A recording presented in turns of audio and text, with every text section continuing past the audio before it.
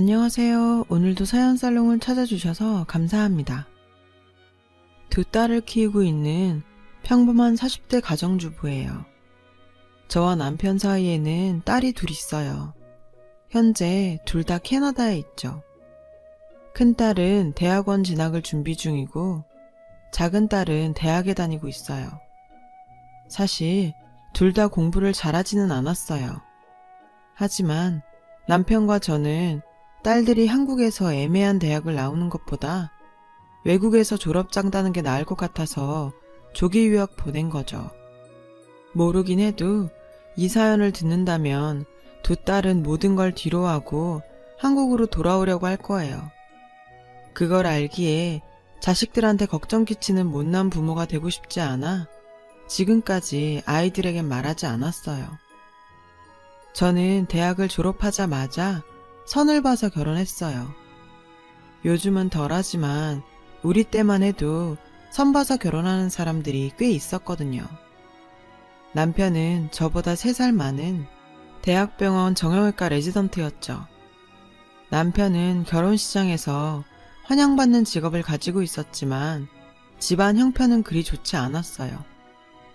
없는 집에서 태어나 악착같이 공부해 의대까지 간 사람이었어요. 계룡남이라고 하죠. 개천에서 태어나 용된 남자요. 그게 딱 저희 남편이에요. 반면에 저는 넉넉한 집안에서 태어나 외국 유학까지 다녀온 소위 말해 있는 집 막내딸이었어요. 친가와 외가 모두 사업을 크게 했거든요. 병원 차려줄 돈 많은 처가를 원했던 남편한테는 안성맞춤이었죠. 조건이 잘 맞아 결혼한 것도 있지만 솔직히 남편 자체가 괜찮은 사람이라서 사람 보고 한 면도 있어요. 조용하고 점잖은 사람이라 큰 소리 내고 싸우는 일도 없고 잔소리도 안 하는 무던한 사람이거든요. 친구들 말 들어보면 밖에서 돈 벌어온다고 집에 와 떵떵거리는 남편들이 많다던데 저희 남편은 반찬 투정 한번 안 하는 사람이었죠. 현재 남편이 원장으로 있는 병원은 저희 부모님이 차려주신 거예요. 그 당시 그 위치에 병원 얻으려면 남편 벌이로는 수십 년을 벌어도 불가능했죠. 시간이 지나고 남편은 지역 내에서 실력 좋고 친절한 의사로 소문이 났어요. 그 덕에 환자가 정말 많이 늘었어요. 얼마 뒤 병원 확장을 해야 할 정도로요. 이후 페이닥터도 고용해 전보다 여유 있는 생활을 꾸릴 수 있었죠. 전 남편이 벌어다주는 돈으로 두 딸을 키우는데 전념했고요. 병원 원장 부인이라고 사치를 부리거나 유세를 떨지도 않았어요. 굳이 그러지 않아도 사교 모임에 나가면 다른 사람들의 부러움을 샀으니까요. 멋지고 능력 있는 의사 남편에 예쁘고 말 잘 듣는 착한 딸들까지 정말 어느 것 하나 모자람이 없었죠. 그래서일까요? 가끔 저를 시기하거나 질투하는 친구들도 있었어요. 계룡난 남편 뒀으니 격안 맞는 시댁에서 잘난 아들 가진 유세 떨며 시집살이 시킬 거라고 소곤댔죠. 하지만 사람들의 편견과 달리 시댁과도 사이가 좋았어요. 저희 시어머니는 가난한 살림에 자식을 의대까지 보낸 독한 분인 건 맞지만 저희 남편한테 똑똑한 머리를 물려주신 분이기도 하거든요. 알고 보니 저희 남편 공부머리는 시어머니한테 받은 거더라고요. 시어머니는 한자도 술술 읽고 쓰시고 경제 시사상식도 풍부하시고 70 나이에 영어 교실까지 다닐 정도예요. 저희 딸들이 있는 캐나다로 여행을 가실 때 필요할 것 같다시며 열심히 세요. 그런데 얼마 전부터 남편의 퇴근이 늦어졌어요. 생전 이런 적이 없었던 사람이니 수상하더라고요. 뭔가 찜찜했지만 그렇다고 사람을 무작정 의심할 수도 없었죠. 사실 이 나이가 되고 보니 주위에 이혼하는 사람을 많이 보게 되더라고요. 그런데 그중 10중 8구가 배우자의 외도 때문이었어요. 제 남편은 착하고 거짓말도 못하는 사람이라 저한텐 평생 이런 일은 없을 줄 알았어요. 그런데 그게 아니더라고요. 처음 남편의 외도를 의심하게 된 건 향수 때문이었어요. 남편이 그 즈음부터 갑자기 안 뿌리던 향수를 뿌리더라고요. 선물 받아놓고 쓰지도 않던 스킨로션도 꼭꼭 챙겨 바르기 시작했고요. 하루아침에 사람이 달라지더라니까요. 향수도 중년에 어울리는 향이 아닌 젊은 남자애들이 뿌리는 거 있죠. 약간 시원한 냄새 나는 거요. 그걸 쓰더라고요. 당신 요즘에 왜 그렇게 외모에 신경을 쓰고 다녀? 아, 그야 환자들한테 깔끔한 인상 주려고 그러지. 요즘에는 의사들도 외모가 중요하다잖아. 어느 날인가는 드림카를 샀다고 자랑을 하더라고요. 저랑 의논도 없이 1억이 넘는 독일 외제차를 샀다고 말이죠. 사실 그동안 능력이 안 돼서 국산차를 탔던 건 아니에요. 남편 성향이 보이는데 크게 신경 쓰지 않는 편이라 그랬던 거죠. 남편의 갑작스런 변화가 솔직히 전 겁났어요. 여자의 감이라는 게 무시할 수 없잖아요. 전 인터넷으로 바람피는 남편 특징을 찾아봤어요. 인정하기 싫지만 남편의 최근 행동과 유사하더군요. 전 결국 몰래 병원 사무장한테 전화를 했죠. 남편한테 무슨 변화가 있지 않았냐고요. 평소 제가 사무장을 잘 챙겼던 터라 솔직히 말해줄 거라 믿었거든요. 사무장은 눈치가 빠른 사람이라 제가 하는 말 뜻을 바로 알아듣더군요. 그렇게 저는 사무장을 통해 남편의 일과를 보고받기로 했어요. 약속을 받고 한동안 사무장에게 별다른 연락이 없었어요. 그러던 어느 날이었죠. 남편과 외식을 하러 나간 참이었어요. 오랜만에 남편과의 외출이라 그런가 다시 예전으로 돌아간 기분이더라고요. 아무 일도 아닌데 내가 괜히 남편을 의심했던 게 아닐까 생각했죠. 그렇게 기분 좋게 식사를 하고 있었는데 사무장한테 문자가 왔어요. 전 화장실 좀 다녀온다고 하곤 밖으로 나가 사무장과 통화를 했죠. 근래에 남편에게 자주 진료를 보는 환자가 생겼는데 남편과도 안면이 있어 보인다더군요. 게다가 간호사에게 그 환자를 잘 봐달라는 말까지 했다는 거예요. 저는 사무장에게 만나서 자세한 이야기를 듣고 싶다고 했어요. 며칠 후 주말에 저는 사무장과 단 둘이 만났어요. 사무장은 주저하는 표정이더군요. 전 괜찮으니 말해달라고 부탁했죠. 너무 애가 탔거든요. 사무장 말로는 그 환자가 일주일에 2번 정도 온대요. 그런데 보통 같으면 5분 안에 끝날 진료를 그 환자만 오면 20-30분씩 본다더군요. 간호사들 사이에서도 불만이 많대요. 환자들 대기 시간이 길어지니까요. 증상이 심한 것도 아니고 물리치료를 받으러 오는 거라더군요. 그런 환자라면 계속 진료를 볼 필요가 없는데도 다른 환자들보다 길게 진료를 보는 게 이상해서 병원에서도 말이 좀 돌았나 봐요. 게다가 더 놀라운 사실은 그 환자가 진료를 마치고 나오면 저희 남편이 로비까지 배웅을 한다는 거예요. 서로 다정하게 이름을 부르면서요. 전 확신했어요. 그 여자가 남편의 내연녀라는 걸. 사무장은 절 많이 걱정했어요. 그러면서도 흥분한 제가 병원에서 소란을 피울까봐 걱정하는 것 같았죠. 하지만 전 그렇게 생각 없는 사람은 아니에요. 집에 돌아와 침대에 누우니 잠이 오지 않더군요. 남편한테 티내지 않으려 무척 애를 썼죠. 밤마다 남편이 바람을 피우는 꿈을 꿨어요. 그런데 꿈에서 현장을 잡으려 하면 남편만 보이고 내연녀 얼굴은 안 보이더라고요. 결국 전 혼자 시름시름 앓으니 그 여자의 얼굴이나 보자 하고 막무가내로 병원을 찾았어요. 사무장에게 환자 기록에 그 여자 주소가 있냐고 물었죠. 그런데 운명의 장난일까요? 그 여자가 지금 남편의 진료실에 와 있다지 뭐해요. 잔뜩 긴장이 된 저는 손톱을 물어뜯으며 로비에 앉아 기다렸어요. 20분 정도 지났을까? 남편 진료실에 문이 열리더군요. 그런데 남편의 내연녀는 제 상상과는 많이 달랐어요. 분명 어리고 예쁜 여자일 거라고 생각했거든요. 그런데 그 여자는 저와 비슷한 또래로 눈에 띄는 미인도 아니었고 TV에 나오는 불륜녀들처럼 여우같이 끼를 부리거나 하지도 않았어요. 동네 시장에서 볼 법한 그런 아줌마였죠. 너무도 평범한 여자의 모습에 전 잠깐 할 말을 잃었어요. 남편은 절 보더니 당황하더군요. 그 여자는 절 보는 둥 마는 둥 하고는 수납을 마치고 병원을 나갔어요. 전 남편의 진료실로 들어갔어요. 연락도 없이 병원에는 웬일이야? 무슨 일 있어? 아까 그 여자 누구야? 제가 단도직입적으로 물으니 남편은 꿀먹은 벙어리처럼 가만히 있더군요. 한참 뒤에야 고향 친구라고 했어요. 고향 친구라니? 내가 미리 말할 걸 그랬네. 당시 내가 바람이라도 핀 거라고 오해한 거야? 제가 그렇다고 하자 남편이 웃더군요. 전혀 아니라면서요.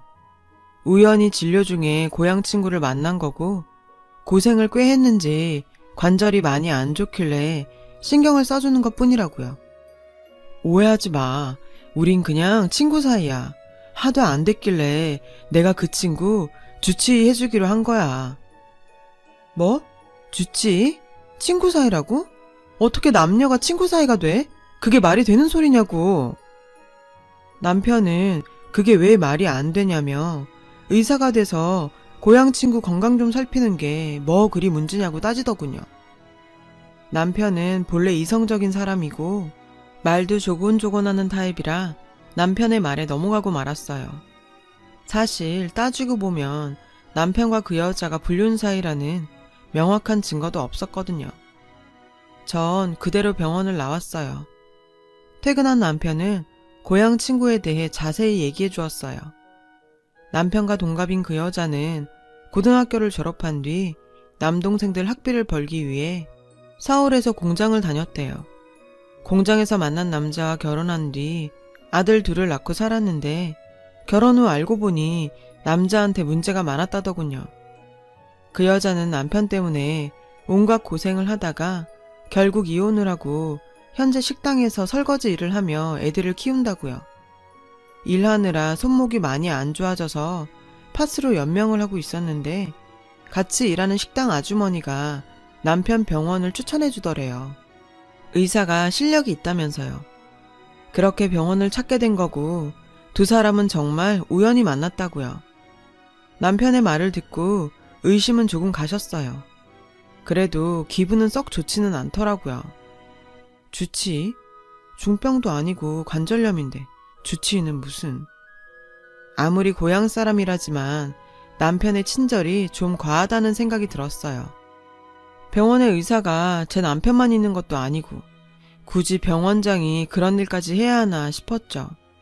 간호사한테 잘 챙겨주라고 말 한마디 하면 그만이지. 안 그런가요? 이후에도 남편과 전 이 문제로 종종 말다툼을 했어요. 하지만 그때마다 승자는 늘 남편이었죠. 조곤조곤 말 잘하는 것도 그렇고 지금껏 실수 없이 잘해왔던 사람이라 못 이기는 척 넘어간 부분도 있고요.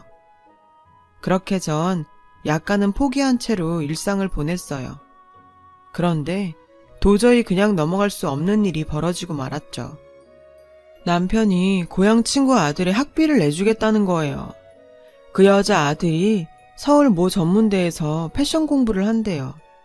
전문대라고 해도 패션 쪽이라 학비도 세고 재료비며 실습비며 기본적으로 드는 돈이 많다면서요. 전 그게 무슨 말도 안 되는 소리냐고 화를 냈죠. 당신이 걔 아빠도 아니고 친척도 아닌데 왜 학비를 대줘요? 힘들게 사는 고향 친구 도와줄 수도 있지. 학비라고 해봤자 당신 가방보다도 싸. 도리어 저한테 화를 내더군요. 그러면서 자기가 번 돈으로 좋은 일 좀 하겠다는데 그게 뭐가 잘못이냐고 하더군요. 전 좋은 일 하고 싶으면 차라리 그 돈으로 다른 곳에 기부를 하라고 했어요. 그러자 남편은 모르는 사람 도와주는 것보다 아는 사람 도와주는 게 낫지 않냐고 하더군요. 전 왜 하필 그 여자 아들이냐고 절대로 안 된다고 했어요. 근데요, 이미 학비를 내준 뒤였더라고요. 애초에 제 동의 같은 건 필요도 없었던 거죠. 그날 이후 전 또다시 남편과 그 여자의 관계를 의심하게 됐어요. 하지만 전 이 일에 대해 누구에게도 말할 수 없었어요. 제 주변 사람들은 제가 아무 문제 없이 잘 살고 있는 줄 알고 있었거든요. 게다가 남편의 사회적 체면과 위신도 무시할 수 없었고요. 결국 전 직접 그 여자를 만나보기로 했어요. 수소문 끝에 그 여자가 일하는 식당을 찾아갔어요. 가보니 식당에서 서빙을 하고 있더군요. 전 그 여자에게 일 끝나고 근처 커피숍에서 만나자고 했어요. 그 여자는 순순히 알겠다고 하더군요. 그런데 그 여자는 병원에서 만났을 때와 묘하게 느낌이 달랐어요. 되게 이런 경우 약간은 주눅이 들 법도 한데 되려 당당하더라고요. 다짜고짜 제게 왜 찾아왔냐고 묻더군요. 생각과 달리 기가 센 여자였어요. 전 남편 병원에 더 이상 가지 말아달라고 부탁했어요. 내가 왜 그래야 하는데요? 아무리 고향 친구라고 하지만 가정도 있는 사람이고 주변에서 말 나오는 게 싫으니까요. 원장 체면에 그런 일로 사람들 입에 오르는 거 원치 않습니다. 친구 사이시니 그 정도는 이해해 주실 거라 믿어요.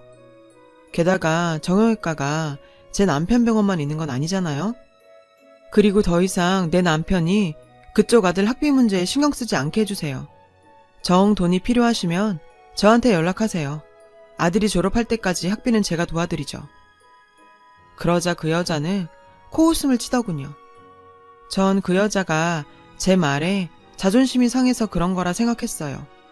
그런데 그 여자는 절 똑바로 노려보며 말했어요. 사모님 소리 들으니까 좋디? 뭐라고요? 이후 여자 입에서 나온 말들은 정말 가관도 아니었어요. 병원장 사모로서 제가 누리고 있는 모든 것들은 원래 자기가 누렸어야 하는 것들이라는 거예요. 자기 자리를 뺏은 건 오히려 저라고요. 기가 차더군요. 전 당황한 표정으로 아무 대꾸도 하지 못했어요. 그러자 여자는 자기 할 말만 하고는 커피숍을 나가더군요. 결국 전 시어머니를 찾아갔어요.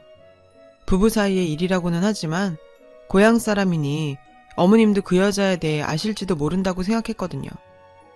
어머님은 전화도 없이 제가 찾아가자 약간 놀라신 것 같았어요. 제 표정만 봐도 좋은 일은 아닐 거라고 짐작하셨겠지만요. 저는 남편 일 때문에 찾아왔다고 솔직히 말씀드렸어요. 어머니, 남편한테 고향 친구라는 여자가 자꾸 찾아와요. 혹시 어머님은 누군지 아세요? 고향 친구라는 말에 어머님의 안색이 어두워지더군요. 뭔가 제가 모르는 사연이 있는 게 분명했어요. 한참을 주저하던 어머님은 결국 얘기를 해주셨어요. 남편의 고향 친구라던 그 여자는 남편의 첫사랑이었더라고요. 그 여자는 어릴 적부터 동네에서 유명했대요. 얼굴도 예쁘장하고 여우짓을 잘해서 순한 남자애들이 많이 따랐다고 하더라고요. 남편도 그중 하나였죠. 당시 남편은 동네에서 유명한 수재였고 집하고 학교밖에 모르는 모범생이었대요. 그런 아들이 소문도 안 좋은 여자애한테 빠져서 정신을 못 차리니 어머님 속이 오죽했겠어요. 혹시라도 여자 때문에 대학도 못 가는 게 아닐까 전전긍긍이셨죠. 그러던 어느 날이었대요. 저녁 창거리를 사들고 집에 오는데 글쎄 그 여자가 골목에서 동네 양아치들과 줄담배를 피우고 있더라는 거예요. 안 그래도 마음에 안 드는데 그런 꼴까지 봤으니 어머님 입장에서 가만히 있을 수 있었겠어요. 당장 남편을 불러 그 여자랑 헤어지라고 닥달을 하셨죠. 근데요, 어머님이 말리면 말릴수록 두 사람은 더 죽고 못 사는 사이가 되더라지 뭐예요. 한창 나이에 게다가 첫사랑이니 더욱 그랬겠죠. 그래도 다행히 남편은 공부를 놓지 않았고 그 와중에도 의대에 붙어서 어머님은 한시름 놓았다고 하더군요. 의대에 다니는 중에도 두 사람의 관계는 여전했대요. 그런데 재벌을 개 못 준다더니 남편이 군대에 입대하자 여자는 당장 남자들을 사귀기 시작했고 하우대 멀쩡한 남자 하나 만나서 결혼을 했다더군요. 뒤늦게 휴가 나온 남편이 그 사실을 알곤 며칠을 술에 빠져 지냈지만 어머님은 아들한테서 여자가 떨어져 나가서 한시름 놓았다고 하더라고요. 그 후 여자는 이혼과 결혼을 반복했고 남편은 저를 만나 결혼한 거죠. 그 여자네 집은 동네에서 콩가루 집안으로 소문이 자자했대요. 여자를 비롯해 형제 자매들 모두 결혼과 이혼을 반복하는 바람에 그 밑에서 난 자식들은 모두 씨가 다르거나 배가 다른 상태였거든요. 어머님의 얘기를 듣자니 머리가 복잡해졌어요. 딴 세상 얘기 같았거든요. 어머님은 제 손을 꼭 잡으시곤 진작 얘기 못해서 미안하다시며 한 가지 당부 말씀을 하셨어요. 애미야, 애비 한 번만 봐줘라. 그 여시 같은 게 어떻게 찾아왔는지는 몰라도 우리 애비 착하고 가정적인 사람이잖니. 그러니 절대 땀만 먹지 말고 네가 한 번만 용서해다오. 이 애미가 이렇게 부탁한다. 저도 남편과 이혼할 생각은 없었어요. 어머님 얘기를 듣고 보니 남편이 그 여자한테 속아 넘어갔다는 생각이 들 정도였으니까요. 하지만 딱히 이 난관을 극복할 방법은 떠오르지 않았어요. 결국 전 정면 돌파를 하기로 결심했어요. 바로 삼자 대면이었죠. 저는 남편과 그 여자를 커피숍으로 불렀어요. 그 자리에 불러온 남편은 굳이 왜 이런 일까지 벌이냐고 불평을 하더군요. 남편은 정말 그 여자를 고향 친구 정도로만 생각하는 것 같았어요. 그런데 웃긴 건 그 여자의 태도였어요. 저랑 둘이 만났을 때 보였던 당당함과 무례함은 온데간데 없고 아주 조신한 새댁처럼 구는 거 있죠. 꼬박꼬박 절 사모님이라고 부르면서 왜 자길 불렀냐고 하더군요. 두 사람이 예전에 사귀었던 사이라는 건 어머님을 통해 들었어요.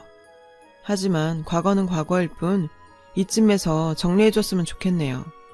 더 이상 의사와 환자 사이라는 둥 그런 핑계는 듣고 싶지 않아요. 저도 더 이상은 참기 힘듭니다. 그러자 여자가 펑펑 울더군요. 자기는 너무 억울하다면서요. 그저 힘들어서 조금 기댄 것뿐인데 자기를 조금만 불쌍하게 생각해줄 수 없냐면서요. 전 그럴 수 없다고 확실히 말했어요. 제가 강하게 나가자 남편은 내심 놀란 것 같더군요. 이런 제 모습은 처음이었을 테니까요. 결국 남편은 제 뜻에 따르겠다고 했어요. 자신의 옛사랑으로 인해서 지금껏 가까운 가정을 깰 수는 없으니까요. 남편은 늘 가정이 우선인 사람이거든요. 남편의 선택에 일단 전 안심을 했어요. 그런데 그 순간 여자의 입에서 충격적인 말이 나왔어요. 두 분이 아셔야 할 게 있어요.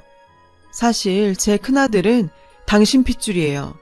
당신 자식으로 컸더라면 평생 그 고생 안 하고 살았을 텐데. 그게 무슨 소리예요? 당신 아들이 이 사람 자식이라니? 말도 안 되는 소리 하지 마세요. 믿을 수가 없었죠. 하지만 여자는 눈 하나 깜빡 않고 얘기를 이어갔어요. 사실이에요. 그때 당신 어머니께서 반대만 하지 않았더라면 진작에 찾아갔을 텐데. 그 여자 말에 따르면 남편이 군대에 가기 전날 아이가 생겼다는 거예요. 하지만 어머님께서 반대하실 게 뻔해서 그 얘기를 못하고 다른 남자한테 팔려가듯 시집을 갔다고요. 순간 머리가 핑 도는 것 같았어요. 남편은 휘청거리는 절 보고는 그만 일어나자고 하더군요. 그 바람에 대화는 거기서 중단이 됐어요. 집에 돌아온 저는 그 여자가 했던 말을 곱씹었어요. 믿을 수가 없었죠. 아무리 어머님의 반대가 심했다고 하더라도 남편의 애까지 가졌다면 당연히 알리지 않았겠냐는 거죠. 애까지 가진 몸으로 딴 남자와 결혼을 한다는 게 제 상식으로는 이해가 안 갔거든요. 그래서 남편 역시 저처럼 합리적인 의심을 할 거라고 생각했어요. 그 여자의 말을 믿지 않을 거라고 말이죠. 하지만 제 예상은 빗나가고 말았어요. 남편의 태도는 완전히 달라졌거든요. 자신에게 아들이 있다는 사실만 머릿속에 각인된 사람 같았어요. 하긴 우리 사이엔 딸만 둘이니 얼마나 아들이 간절했겠어요. 남편은 아들 생각에 들뜬 표정이었죠. 어느 날인가 남편이 그러더군요. 만약 그 여자의 아들이 친자가 맞다면 우리 집에 드리고 싶다고 말이죠. 그 아들을 호적에 올리고 싶다나요? 정말 기가 막혀서. 그게 20년 넘게 함께 산 배우자한테 할 소린가요? 게다가 부모를 보면 자식을 안다고 그런 여자가 키운 자식이 온전하겠냐고요. 전 남편 말에 오만 정이 다 떨어졌어요. 뭐? 집에 들이는 것도 모자라 호적에 올리겠다고? 더 이상 남편이 인간으로 안 보이더군요. 저 같으면 가족들 보기 부끄러워서라도 그런 말 못합니다. 사람들 황혼이혼이다 조론이다 많이들 얘기하는데 지금껏 전 그런 생각은 한 번도 해본 적이 없거든요. 그런데 남편이 하는 짓을 보니 저도 생각이 달라지더라고요. 남편은 연애 때부터 지금까지 한눈 한 번 안 팔고 살아온 한결같은 사람이었어요. 전 그런 남편을 내심 존경해왔고요.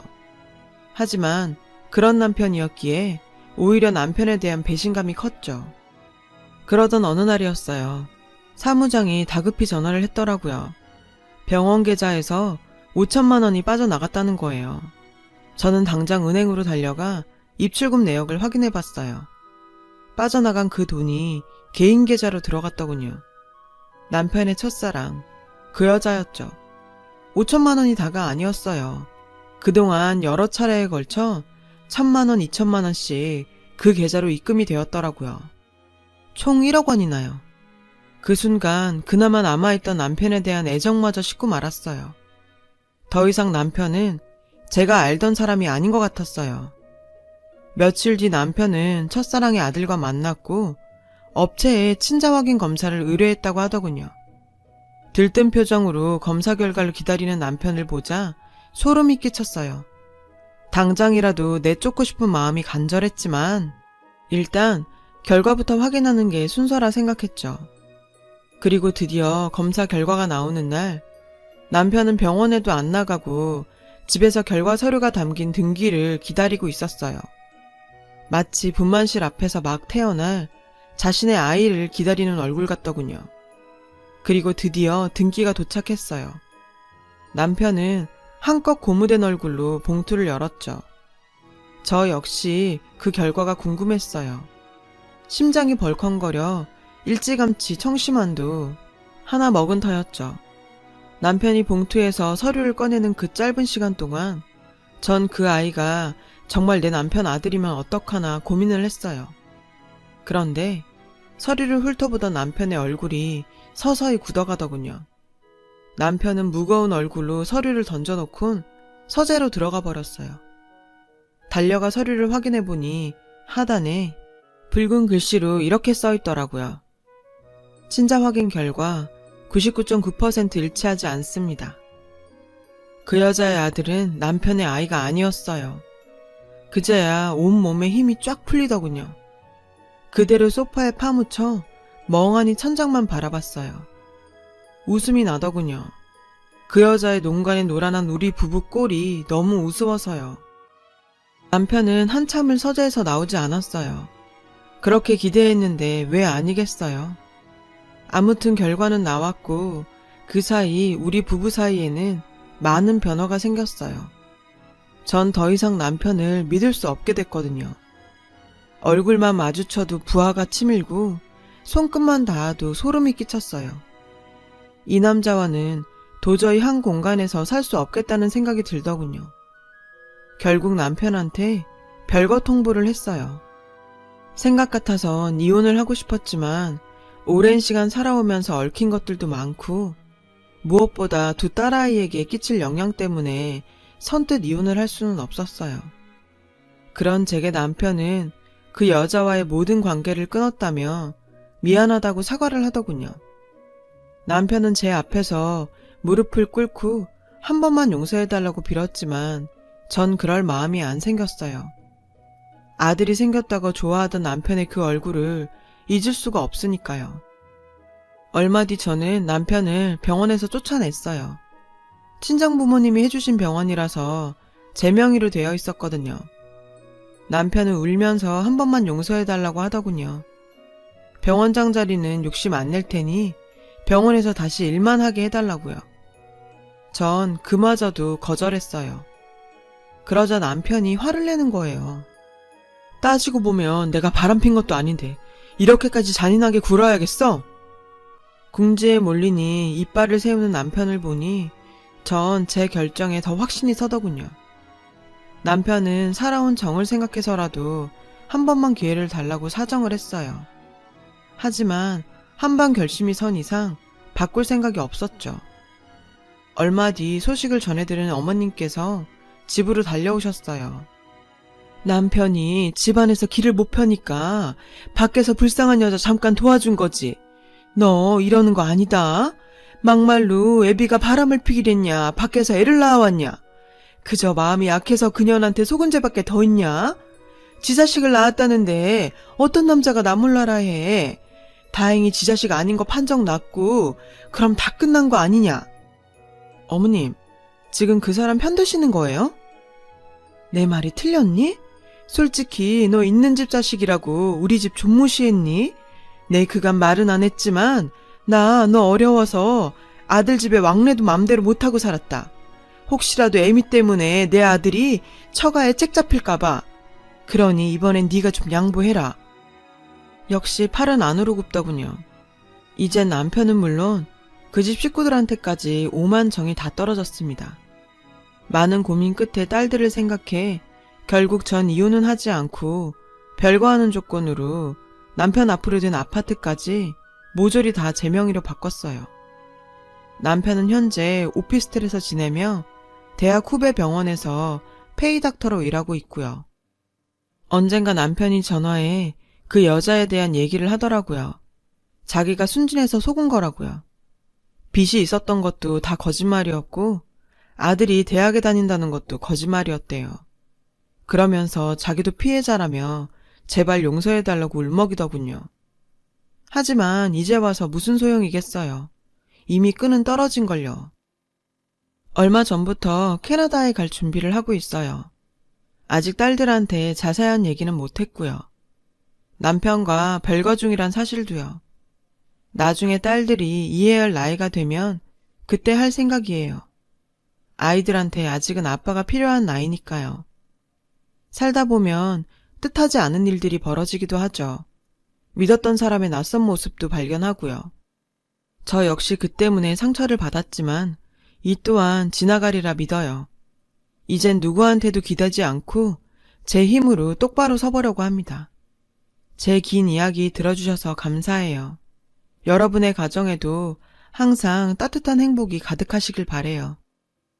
여러분, 사연 댓글에 응원과 현명한 조언 부탁드려요. 좋아요와 구독은 저에게 큰 힘이 됩니다. 오늘도 좋은 일 가득하세요.